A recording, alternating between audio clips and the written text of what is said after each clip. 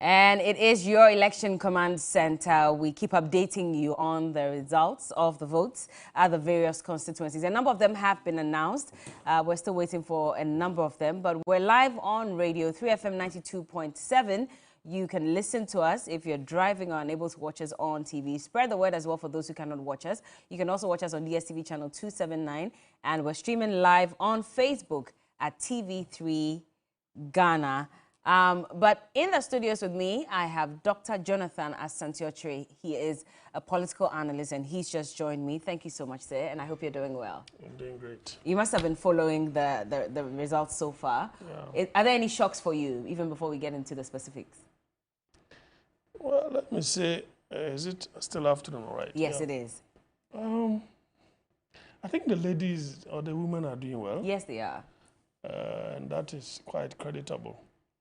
Apart from that, the likes of a Deputy Minister of Tourism, Marco Krekumante, losing that particular seat, especially with having had media, influence, and then his interplay with the media over the years should have been a good leverage for him, if you asked me. Even without counting the position that he's occupying now. I think that, he should have been a household name by now. But having lost, with that particular margin, I think that is quite a shocker to me. Is it the margin or the fact that he lost? Which one? Because he lost, and the margin too. Okay. I think the winner had over 400. Yes, Ida Asiedu won with 410 votes, and Honorable Marco Krekumante got 136. And you can see that the margin is huge. You see, when it comes to situations where you have slimmer margins, in terms of the winner and then the loser, it tells you that that particular constituency is still split, and that it is always dicey, for the general elections, and they have to look up to that. But when you have such a margin given to someone of that personality, that is where I find it a bit worrying, because either I don't know the woman where she belongs. I don't know whether she is, a kind of what is it called, Kennedy Japan's, whether she belongs to the Kennedy's fraternity, or she belongs to the Baumia. I know Mark Krekumante indicated that he belonged to the Baumia camp. And you know what happened with this operations money that he had to return. Obviously the people did not get the money. So probably people have become embittered, and then they just wanted to show him where power lies. And that is where, he finds himself now, because you could see that you have to come to the realization that as it stands now, NPP is still in transition. And so every little thing that you do, people can easily capitalize on that and punish you accordingly. So you ought to be very careful, especially, where we have MPs now that next year we're going to, conduct that. At this point in time, you just have to be very careful to ensure that you do not, step on the toes of either side. Yeah. And believe you me, because the stakes are high with respect to future elections, presidential elections, for internal party, organization. That's the more reason why you have to be very careful, and that people are going to suffer, for some of these things and the decisions that they took in the past. Could Ida have taken the lead, because she already had mentioned us at August this year that she was building a tissue factory to tackle unemployment in the Yenswano constituency. And so for her, that was one major thing that she had going on for her even before the elections. Could that have been an advantage for her, which is why she pulled those numbers? That is a futuristic kind of thing. Well, she says it's 30% complete. These are some of the statements that we hear from politicians, and then they use that as leverage, to garner some vote from the electorate. The other thing that shocks me is it Dokua? Yes, I was going to come to that. I'll let you hold on. Let me just cross over to my correspondent. Komla Kluche is back again. Hello, Komla. Yes, good afternoon. You're welcome back. Thank you. So we have the results for the Auma South constituency, where, well, unfortunately, your woman did not win, your friend. I mean, in the last interview I had with you, she was not able to pull through. Now, these are the official results from the AC. The total ballot vote cast was 971. This is out of the 1,010 people who were expected to vote, but 971 turned up. Now, the candidate, Samuel Latte, had 559 votes, and Rita Adote had 379 votes. This is what the people have decided here at Auma South. And so it means that Samuel Latte has been elected. In my interview with him in the morning, he said he was going to come with alacrity to unseat the bearded gang boss, that's Chenche, just like you were trying to explain to me what Chenche means, the bearded man. Well, this was what he had to say to me a while ago.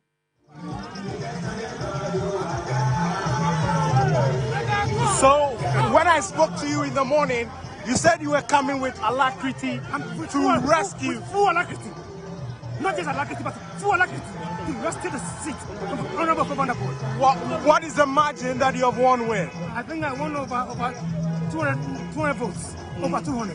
What does this mean for the NPP in your constituency? It means that I'm the obvious choice for the constituency. And I'm going to lead a party to go and sit the incumbent Honorable Governor Boy for MPP.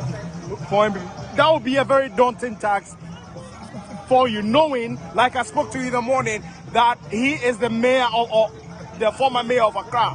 I mean, it's going to be a daunting task. Would you be able to do it? With what you've seen, it's an indication that when I get there, I'll just kick him off. Because I've told you that I'm coming with full alacrity, and I'm very optimistic that I'm going to take the seat from him because I've nurtured the constituency for many years. Okay. So I'm in charge of the constituency at the moment. Okay. And this election has shown that Honorable Agolate is the one in the making for Auma South constituency. All right. Not a divisive Auma South, but collective Auma South. All right. Thank you very much.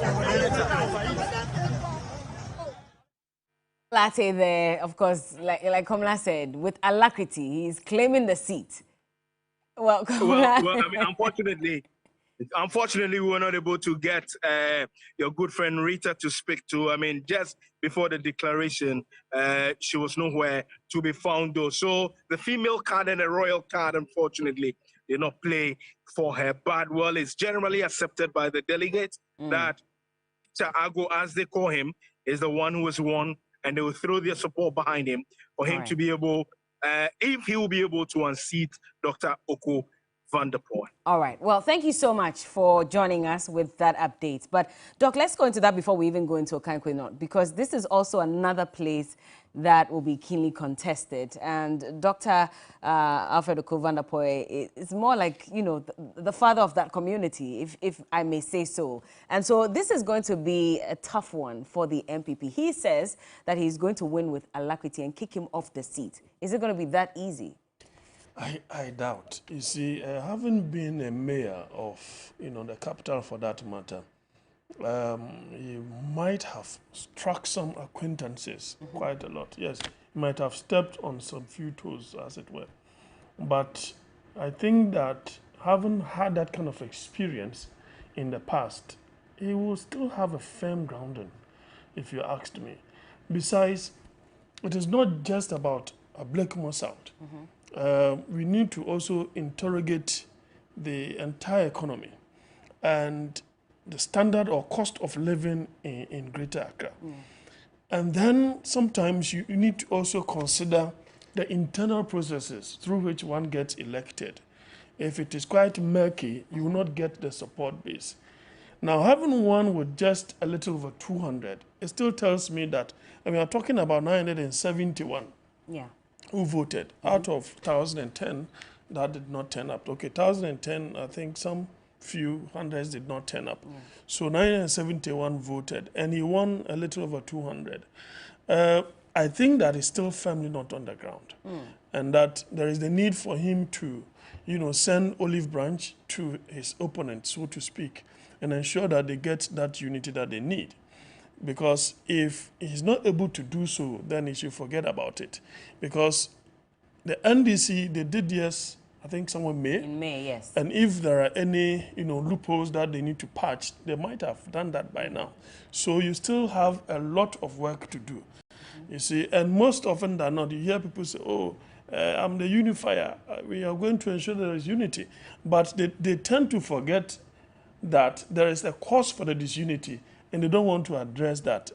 For the optics, they will say, oh, for unity, I stand for this, I stand for that.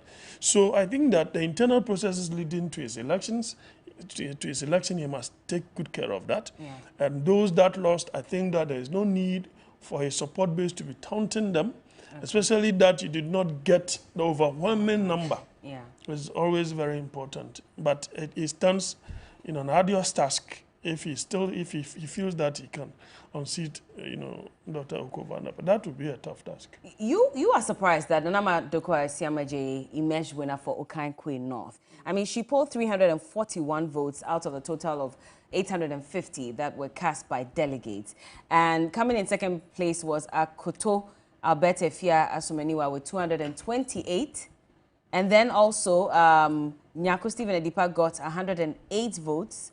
And Ken Crunchy got 27. You're saying that that was a shocker for you as well? Yeah, I think that in the primaries of the NDC, there was another lady who attempted something of that sort, I think to Greater Accra, and she lost. Now, she has attempted and she's won it. I don't know, I think she might be very resourceful. She might be very resourceful to be able to pull something through like this.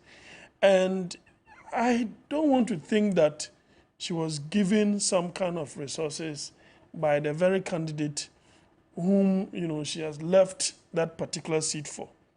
And I would not be surprised. There could be some kind of political compromises.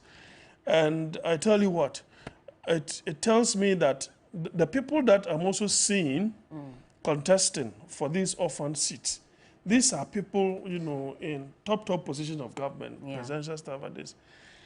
My experience in politics, when things of that nature happen, it tells you that they are looking for places where, they can, as it were, leverage their political future, because there is so much uncertainty as far as 2024 is concerned.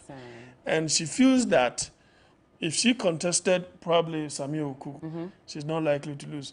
And nobody can convince me that the two of them never sat behind the scenes and made this arrangement. And there is a high, possibility that she might have been given something. When you say given something? Yes. Like what? Some kind of resources. To be able to win the Okankwe North seat, because I would not be surprised if she paid more than everybody else. Paid? Yes. Of course, we have videos of, some of these things happening. Okay, so in terms of monies given to the delegates who voted. Yes, all right. Because as a sitting MP, it's not as if you don't want to contest again. You want to contest, but you're going to contest elsewhere. What could have been the motivating factor? Yeah. Because the risks are quite high. Because a similar thing happened to your colleague in the NDC, which she lost. So why would you be engaging in something of that sort? What is the motivation? Well, I guess at this point, all that is behind her because she has won, the representation. And we actually spoke to her after she won. Let's take a look. I'm not way too surprised. And in an election, there are two possible results. Either you win or you do not win. And I have psyched myself that I have been able to speak to every delegate here in this constituency. I have sold them my message. I've sold them my vision. I've sold them my mission. And it was very clear during the interaction with them that they understood my message and they represented with it. And then at the end of the day, I got the majority. I'm going to ensure that I work with everyone. Those who are aggrieved and those who are not aggrieved. It's all part of the process. We have to give them time for them to be able to come out of the situation and then work towards reconciling the rank and file to ensure that we go and retrieve our lost seats. What should people expect? The leadership should be the kind that will be more of people-centered And the leadership that should be the kind that will be more of ensuring that the party is a lot more formidable than it was when I picked it up. Okay. How different is this going to be from AKP North? There are different dynamics, different occupations, and different needs here. In AKP North, I had a good chunk of the constituents being farmers, and here... She says, Sarah, what would be, and well, she'll be going up against Teresa Ladiawuni, who is the incumbent MP for the Okankwe North constituency. If you go back to how many votes she was able to poll in order to win the seat, in fact, she went against Hussaini Issa, who was part of this race, unfortunately could not garner the votes. Well, she was able to poll 51% of those votes with 29,281 votes, as against Hussaini Issa, who got 27,242 of the votes. And so he managed 47.52%. What would be the dynamics now that we have two women who would be going up against each other in the most dominant parties? Well, I think something escaped me. You are referring to Dokua. Yes, I'm referring to Dokua and Teresa Ladiawuni, who is the current MP for that area. Yeah, for that area. Well, I think that we are having a period of women. It is good in our politics. It brings some kind of balancing act. I think I liked her victory speech. Quite calm. She has a calm demeanor. And she seemed to appear as someone who knows what exactly she is about. And she intends to, let people heal, after which, she go out there and then bring them on board. Because if I look at the internal elections, the difference between her vote and that of Akoto is 113.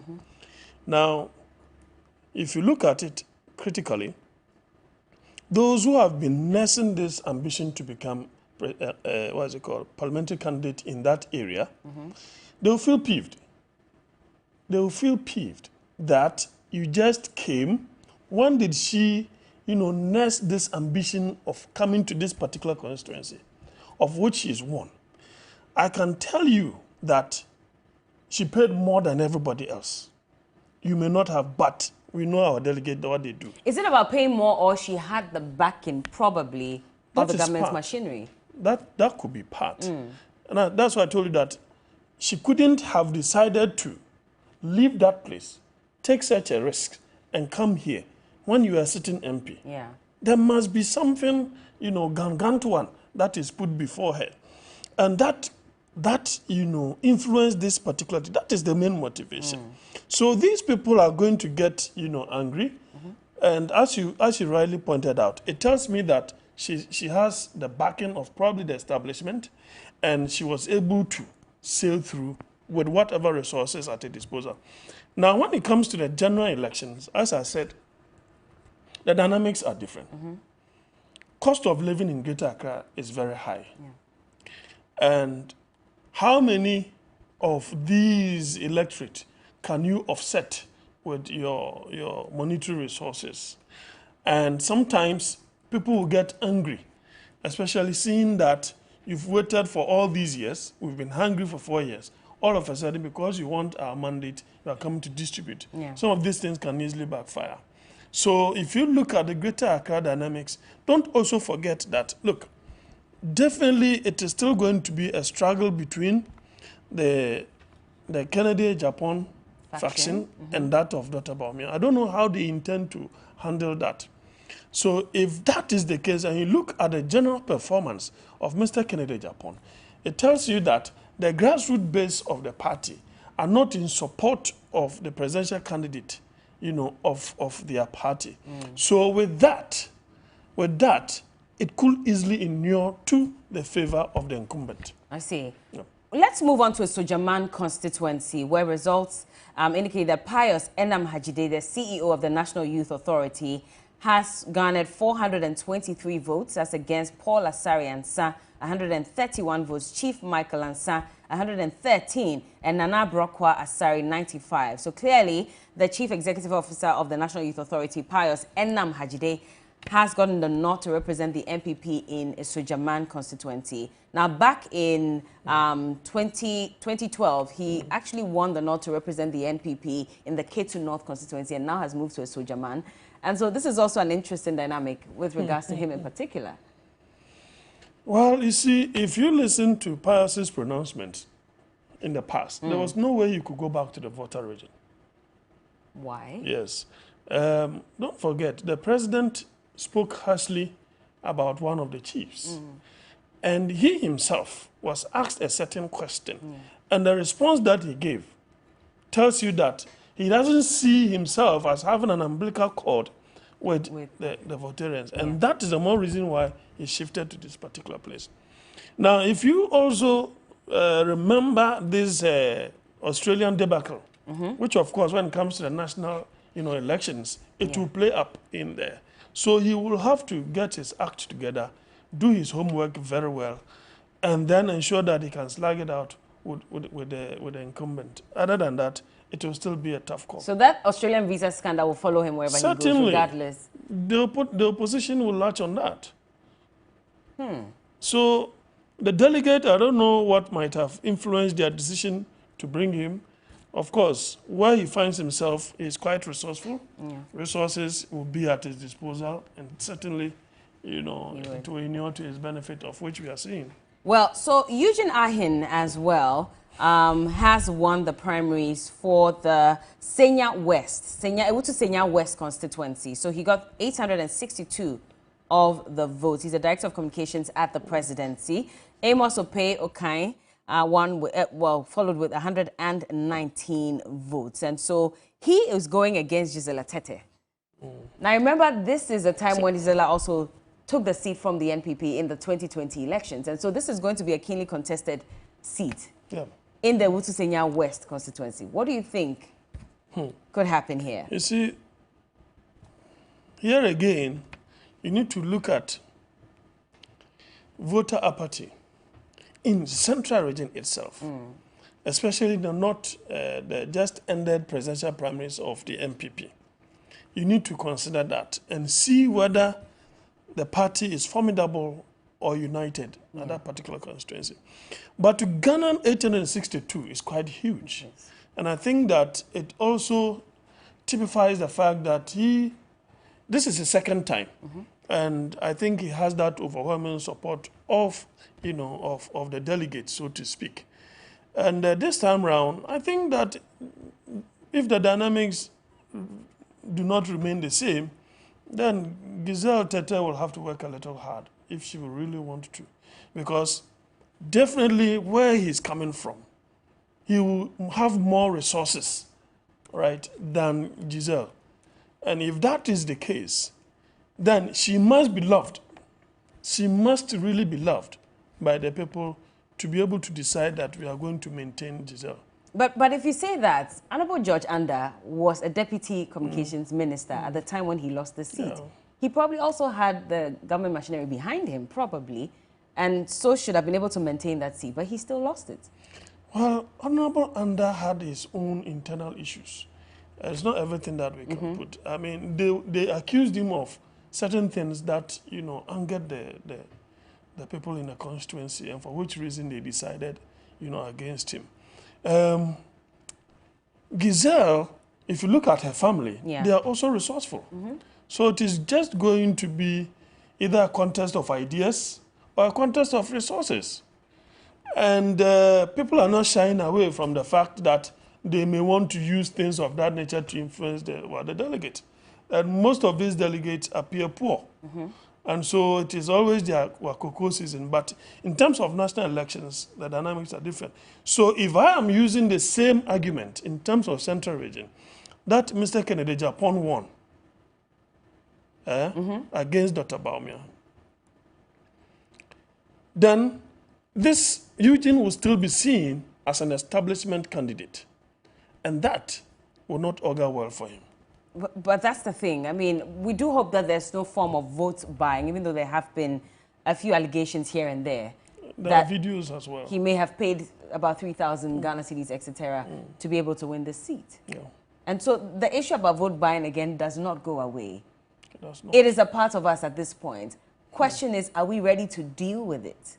So that it's not for the highest bidder, but it's actually for the person who can actually do this job. If we find ourselves in a quagmire that we find ourselves, the delegates ought to blame themselves. When you sell your soul to the devil, you have no business asking a restoration of that soul. You are gone. You don't expect someone to spend that kind of money and think that when he gets to parliament, he will do a selfless job. He will not. And that is where they shortchange all of us.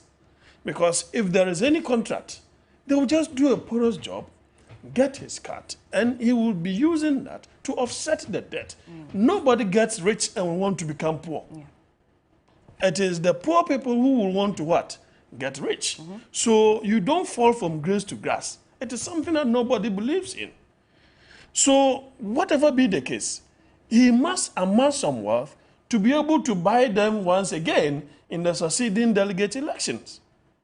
If he does not, how is he going to be able to sustain that? But politicians ought to think of something. These things that they've been doing are not sustainable. Today we find ourselves in what? Debt restructuring, debt exchange program. We cannot even service our debt. How did we get there? We got there because, look, they sign inflated contracts, forgetting that it is the state that will be financing this. And what do we see? Jobs that are of low quality. And what do you think will happen to your future?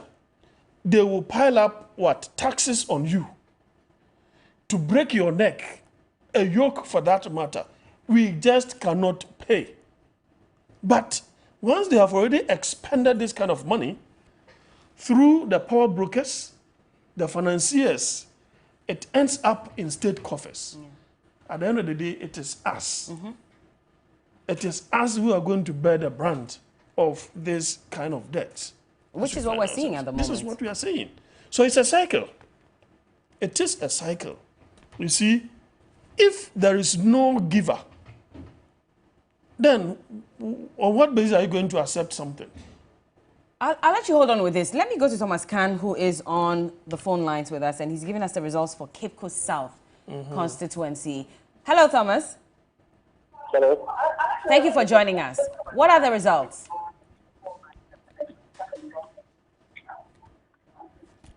Hello, Thomas. Can you hear me? Hi, Bella. Yes. We're listening to you.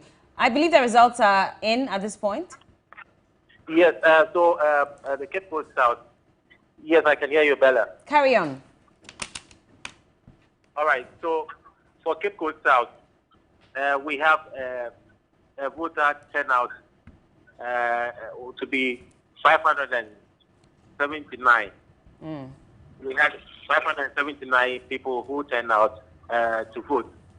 And out of there, we had the mayor of Cape Coast, NSATA, who put 290 votes.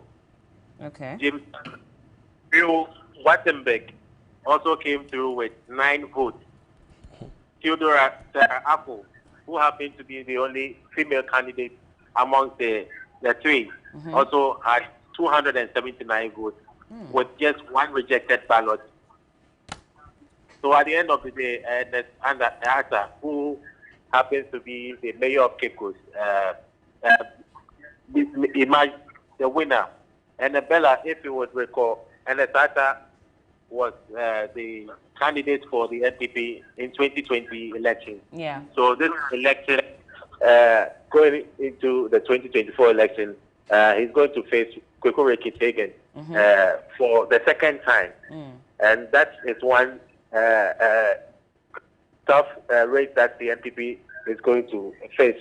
And then, mind you, after 2012, when Honorable Christian Cheche lost the seat, they have never, the NPP has never won the seat in the Cape Coast South constituency.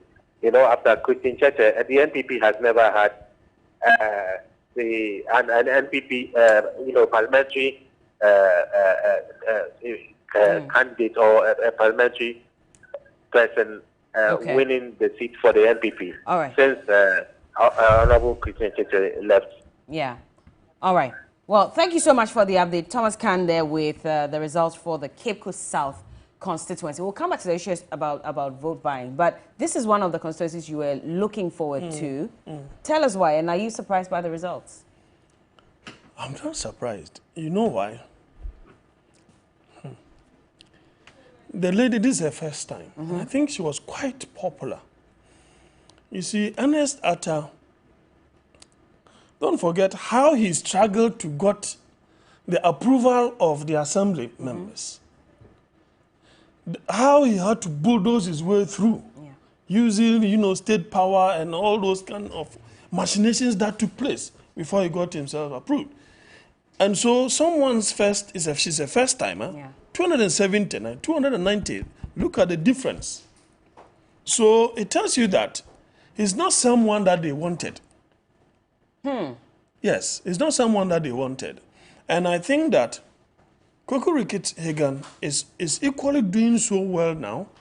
I doubted him in the 2020, of which, I doubted him. But the very last Sunday before the elections, he did some street procession. And the participation alone changed my mind that, look, Ricketts knows how to win elections. And Mr. Ernest Atta, his main problem has been that people accuse him of not knowing how to talk. And that he looks down on people. That is what I've heard. I've never had any personal encounter with him, but that is what I've heard about him. He looks down on people, he speaks harshly. And someone who was even close to him left him, to his own, guys and all those things. So if he really wants to make the impact that he's been looking forward to, then he will have to listen to some of the things that I'm saying in good faith and change. And let's see how that best will serve him. Well, he got the approval of the assembly, the Cape Coast Assembly. After some yes, that came with a lot. And he promised that he wasn't going to witch hunt anybody. He was going to do his job, all that. But if you look at the voting difference between himself and Kwaku Ricketts-Hagan, just about 2,000 votes difference, because Kwaku Ricketts-Hagan got 21,118 votes, representing 51.7% in 2020. And then Ernest Arthur got 19,714 votes, 48.3%. So he does have the numbers on the ground, to a large extent. Yeah. That is why I said that. When it comes to Cape Coast North, I didn't have any doubt. Yeah. But I had my doubt for Ricketts. But he still, sailed through. So that's last minute procession is what we have done the trick for him. Yeah.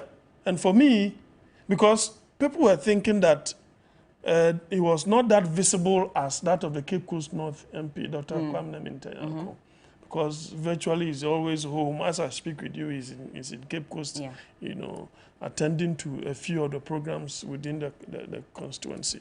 So that was something, I had that slight doubt about him. But when I saw that mammoth procession, and I realized that Ricketts knows how to win elections, within that last minute, he was able to organize himself, But if you look at the record, if you look at this particular difference between Ernest Atta and that of Sarah, it tells you that he's not firmly on the ground as far as the NPP itself is concerned. And it's not someone that they really wanted to be. Yeah. Let's look at Cape Coast North, because Eko Ewusi, who's a former Central Regional Vice Chairman for the NPP, he has won or gotten the nod to also represent the NPP in Cape Coast North, because he got 348 of the 604 votes that were cast.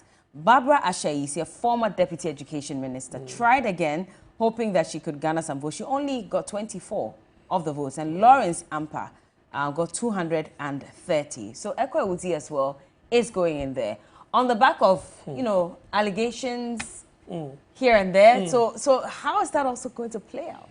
Definitely he'll be affected. I know he has a lot of resources, either by foul means or by good means. From Galamsey? Probably a time will come when he will have to, account for things of that nature. That time will definitely come. But I see his his desire to contest for that particular seat as an escape route for the future prosecution. I see it as an escape route, thinking that he wants to become an MP, all right? So that in terms of future prosecution, the NDC presidential candidate, Mr. Mahama, win, then, you know, he could easily have that kind of parliamentary immunity of a sort. Because, I mean, someone who is having issues with the police, he was arrested, so to speak, and now, so I don't know whether he's on bail or they are prosecuting the matter. Our president has not demonstrated that forthrightness when it comes to, you know, his people. And so maybe the president's style is that, well, I'm in power. If I'm not in power and they are using state authority to chase after you, that will be my back case. I see that to be the philosophy of our president, because the Lawrence guy doesn't have resources. He still gave a hell of time for what is it called, against Barbara. Yeah. In the previous elections, of which Ekowusi did not take part. You know, and there have been several allegations of Ekowusi meddling in the NDC's primaries against Dr. Kwame Mintanyako, as far as Kwame Walker is concerned. There were so many allegations as to whether, you know, these allegations are true or not. Maybe only time will tell. But this is his first time. He's done well, 348, you know, Cape Coast North. He didn't pick the forms himself. So the forms were picked for him. So in July, market women, tradesmen, tricycle drivers, they came together to pick the forms. And they said that they raised the money from contributions. So there are sales with the market women highlighting his extensive contribution to the market community. And so they came together and contributed to even pick the forms for him. So earlier you said that this could be his way of trying to escape prosecution or whatever may be in the future. But if he didn't pick the form himself... Well, that is political trickery. It is. It is. Of course, these market women think they have what it takes to do so. You don't think they can contribute? Even if they want to do that wholeheartedly. Even if they want to do that wholeheartedly, I think it is a ruse for something else, if you asked me. You see, Cape Coast North is a very dicey place. And we have among the electorate elites, right? Elites. And the problem that he is going to face with Dr. Kwame Mintanyako is the fact that Kwame Minta, you know, cut across the two political divide. If you check the 2020 elections, he had more votes than Mr. Mahama and that of President Akufo-Addo. Yeah. So it tells you that both of the political divide, in terms of the NPP and NDC, you know, some NPP people who voted for the presidential, that is why President Akufo-Addo won the constituency in terms of presidential, and they voted for him. So, I mean, with all this checkered background of, you know, Ekowusi, I don't see how such a community will want him to be our representation in Parliament. No. Yeah. Could this also he may have the resources to be able to go to some extent, which in itself could backfire along the line. You understand? Because some of us, you can't come and give us money to go and vote for you. That is not going to happen. So, as I said, we're talking about Cape Coast University, University of Cape Coast. You are talking about Technical University, right? We are talking about, you know, quite a number of grade A, you know, senior high schools. And then you are talking about some of these training colleges as well. And then a certain number of those, you know, in the deep, the hinterland, a bit of that. And that constitutes Cape Coast North, you see. And I think that he will have a Herculean task on his hand, especially with that checkered background that he has. And I don't see how they will want, you know, a person of his caliber to represent them. You know, the OSP had gone after him at the time when, you know, this whole investigation with regards to the Interministerial Committee on Illegal Mining also had started. We've heard from the Special Prosecutor just a few days ago lamenting his inability to prosecute some of these cases because he says the judiciary is working against him. Could this also affect his case if he should go ahead? And of course, he is going ahead because he's won. But in 2024, could this also affect his chances? It will. Don't forget, there is a tape recording of him with his conversation with the professor from Pomboting, yes. All those things are in the public domain. And these things do not augur well as someone with, good character that the Cape Coast North people will want to represent. I don't think that will. You see, it is just an escape route. He will want to escape some kind of prosecution by getting himself that kind of parliamentary immunity in the future. It's a sure bet. I mean, that is a political strategy. If you cannot read in between the lines, I'll be quite shocked. Not as in you, but I mean, for anyone who's following this closely. Yes. But how does he get protected then? I mean, if you have a criminal case, you still. Well, we know that when you find yourself in Parliament, there are some of this kind of parliamentary immunity. The Speaker can say that, well, the person is going to work and you don't have to. He's en route to Parliament. By the law, you don't have to interfere and all those things. But I think that if people are going to consider his resources as a way of deciding who becomes the MP, then I think that Dr. Kwame Nkrumah will have to also set up. Now, having a conversation about voter inducement, and I just want us to go back there because earlier my guest indicated that the EC should also have or should be stern when it comes to handling some of these matters. Unfortunately, they have not done that, which is why we keep seeing some of these things repeated over and over and over again. Do you agree with them? Certainly. You see, the selection process, the means by which we select our electoral commissioners, leave much to be desired. The Constitution was crafted with a view that a president, so to speak, should exercise proper discretion in choosing arbiters. My analysis some time ago, when this man, Dr. something, was nominated by the president, somebody who happens to be an NPP, die-in-the-wood NPP person that was sent there. That is lack of discretion on the part of the president. What are you trying to achieve? We have people like CSOs, those when they speak, they speak wisdom.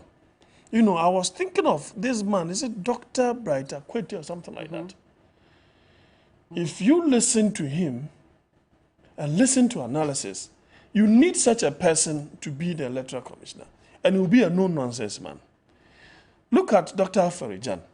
He was able to supervise, though he was appointed by Mr. Rawlings this time, he was able to supervise elections in which the NDC lost, in which MPP lost, and NDC came. Do you get the point? Then he had to retire along the line. His level of integrity, you see, remains intact. But Madam Jean Mensah was also one of the leading members of the IEA. They were coming up with all these ways by which we can better handle our elections in the country with policies, etc. So don't you think that in some cases you assume that the person is the best for the job until they actually take up the position? Well, you have a point. But I'm of the view that if the appointer appoints you, you use your brain. You did not get there probably without merit. You got it out of merit. And you see, when there is chaos in this country, it will not affect only those that you think you are undoing. It will affect you. You have family. You have extended family members. And I will say that the soldier, I mean, how come a woman of integrity, how long, when did we do the election? 2020. Why is he still going about with soldiers bodyguarding her? What are you afraid of? It is because she did not conduct herself well in the public domain, and of course, with the acquiescence of the Supreme Court. I mean, I'm of the view that, look, this is a human institution. We all make mistakes. But let us interrogate the issues transparently. The Supreme Court, for me, did not do us any good will or favor by not allowing Jean Mensah to testify. Unlike Dr. Farijan, which happened in the 2012 electoral petition, that led to reforms. That led to reforms. And those reforms led to the election of President Akufo-Addo. So if they have erred in this process, in a very bizarre way, giving us different results along the line, how many times, only God knows. I don't know the percentage by which Mr. Akufo-Addo won. Neither do I know the percentage which Mr. Mahama lost. So all what we needed, and for her own integrity, was to be bold to say that I'm going to testify. Let the questions fly. You're a lawyer. Let the questions fly. So that at the end of the day, you see, you will acquit yourself. As it stands now, I'm tempted to think that should there be a change in government, there will be an internal audit of the Electoral Commission. Rightly so. Yes. There should be. There should be. Yeah. And there will be. And it is not just a matter of leading to a removal. I think she will have a lot of questions to answer. Yes, she will. She will have to have a lot of questions for the 2020 elections. The declaration and the bizarre way that, you know, the organizers say. So you see that moral authority that they have, or they should have, to crack the whip against these malpractices, they don't have it. Besides, if you look at those who have been appointed, everybody knows that they have they have a leaning towards a particular party. Dr. Bosman, who doesn't know his background, we all know. You know, Jean Mensah, I didn't know until lately. So, I don't know. Dr. Sebo, the kind of comment that he passed when Dr. Minta was, you know, slagging it out with the Electoral Commission with his identity card and all those residents and all those, the comment that he passed did not in any way, for me, it was unprofessional. I will not even want to talk about that. Then they recently nominated and appointed, you know, of which, you know, the likes of Kodeyo and co have written extensively asking the president to revoke this particular person's appointment. But the person is still there. So we have a president who has not demonstrated proper discretion when it comes to a constitution providing that particular authority, you know, for him to do so. I told the president that he is a House of Folk supporter. I am a Phobian. We are going to play against Kotoko. And everybody knows where he belongs. If he's picked as a referee to officiate the match between us and Kotoko, well, how will he feel? Okay. And it's not as if every decision, even if you take it in good faith, people will complain because they know where you are coming from. Do you get the point? So, as innocent as you may be, right, in terms of, you know, genuineness, though out of your genuine heart you want to officiate the match, but Kotoko will not accept the fact that you are going to officiate the match fairly. Point made. So just a quick correction. So it's Dr. Emmanuel Akwete you were referring to for IDEG. Yes, we're told that Bright Akwete is his older brother. Thank you so much. Okay, Emmanuel Akwete. Yes, I mean, Emmanuel if you had such a person as EC Commissioner, then he will do a better job. He will do a better job. All right. Well, let's go back to William Evans Inkum, who has some more updates for us. Hello, William. Beaming in confidence, her entry was an indicative of a victor.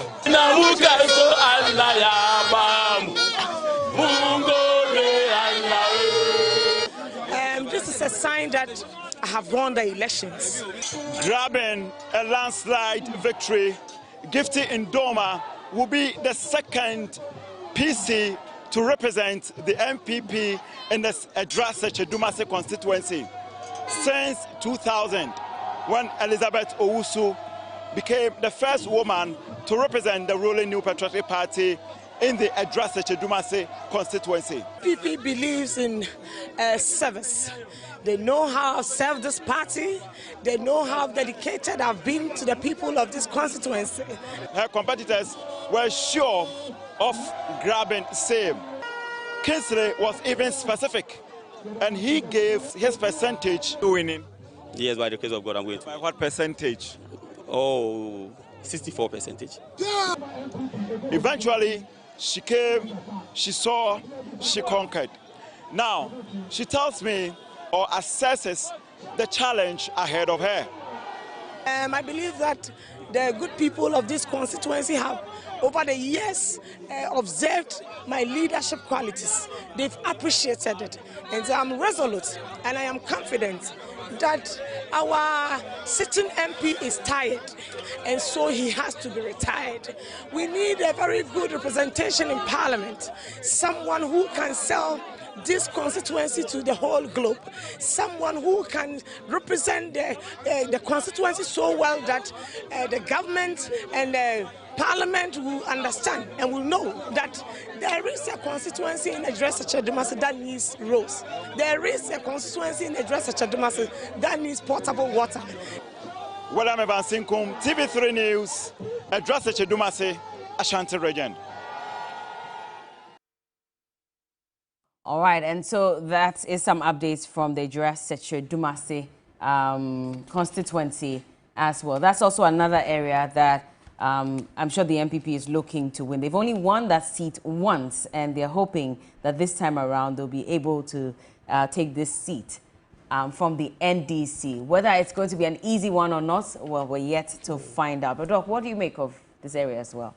Well, having won with that overwhelming, number, it gives her that kind of added impetus and advantage to be able to slug it out with her opponent, who also happens to be a female. So I think that is a contest of women. And let's see how it goes. If you look at the history so far, they've only won it once. And it tells you that it's not a swing region, swing constituency, so to speak. And if you look at it carefully, and considering the economic,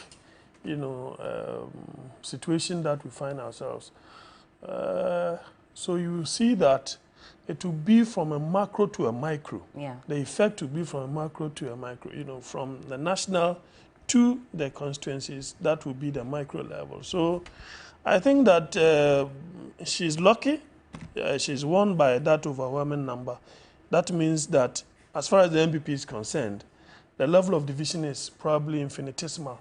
So she can really leverage on that to do her campaign and organize herself critically, especially those that contested with her and they couldn't put up any kind of showing. I think with the number, they will easily want to join her as far as her campaign is concerned. So that will definitely have to be a wake-up call for the NDC candidate. I see. Well, we'll take a break at this point, and when we get back, Martin will be taking over from me to continue the conversation with Dr. Jonathan Asante-Okyere, who's a political analyst. So keep watching. This is your Election Command Center, and we're on till the final results are declared. And so this is the place to watch, this is the place to stay, and we will apprise you as we move along. We'll be right back. Keep watching.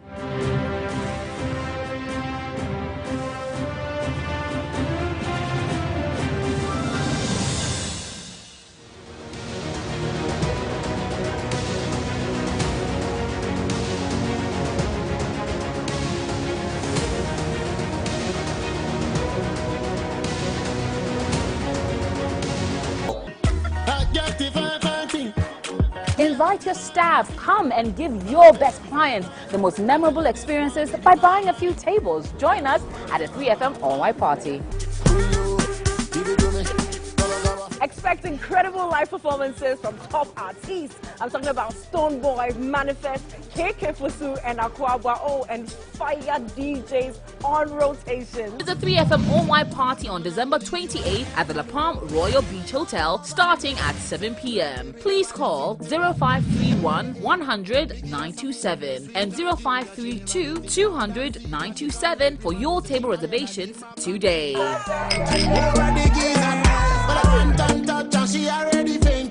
Get ready for a sizzling episode of Ghana's most photogenic.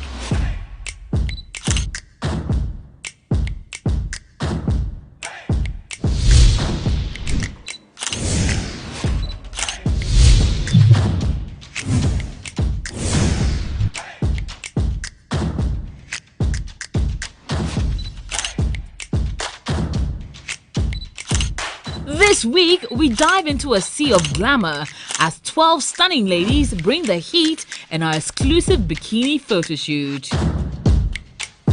Join us as we capture the essence of elegance and style. Who stays? Who leaves? Find out this week on Ghana's Most Photogenic. Ghana's Most Photogenic shows Saturdays at 8 p.m. on TV3. Brought to you by Pepsodent Charcoal and Lemon Infused Formula and Pepsodent Natural Herbal Formula. Game Park. Duffy's Health and Beauty. Discover the Arabian charm and the Emirates this end of year aboard the magnificent MSC Virtusa cruise ship. We invite you, your family and friends to join us on a journey of discovery to Qatar, Bahrain, Abu Dhabi, Dubai and Sarbania's Island from the 22nd of December to the 1st of January 2024. This all-inclusive package includes a 7-night cruise with breakfast, lunch and dinner, entertainment on board, 2-night post-cruise hotel accommodation in Dubai, all grounds, transfers and travel insurance, all visas and return flights. Call us now on 0308-251-055 to book this amazing offer starting from $3,990 per person sharing an inside cabin. Life is better at sea. Experience it.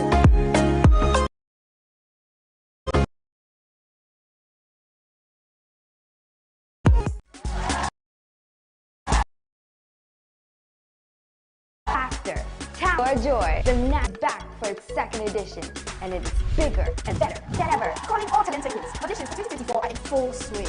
This is your chance to showcase all your amazing talents. It's not just about individual talents. We also have regular school competitions in music, dance, video games, and so many more. Which school is taking home the crown for this year? And the rate is just a cool 20 Ghana cedis. Save the date, Saturday, 23rd December 2023 at the Aviation Social Center.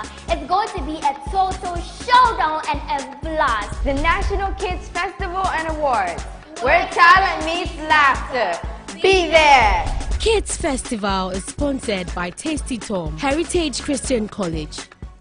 Monday morning.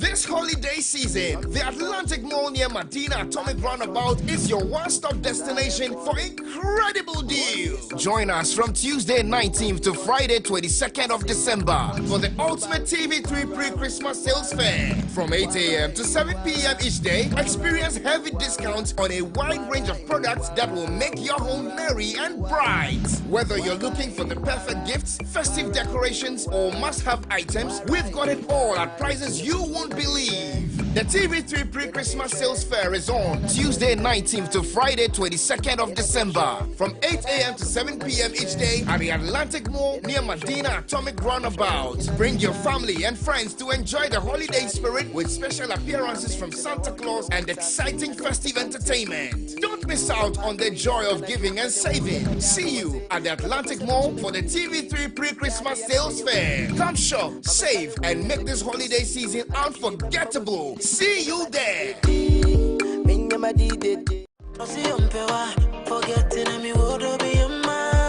So secure your spot, grab a ticket. Slots are filling up fast. Come and join me, Helen, and the rest of the 3FM crew for the all-white party. Yeah.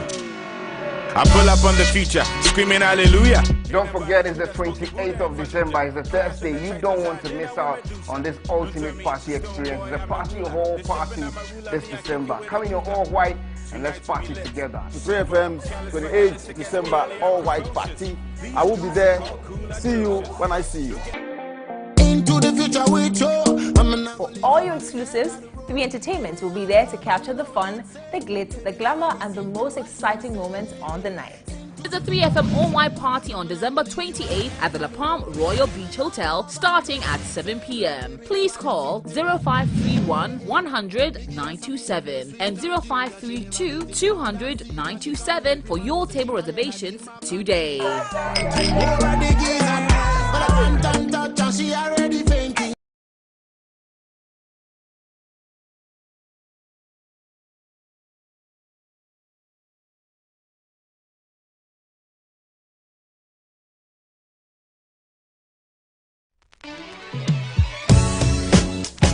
Center for Communication and Culture, in collaboration with the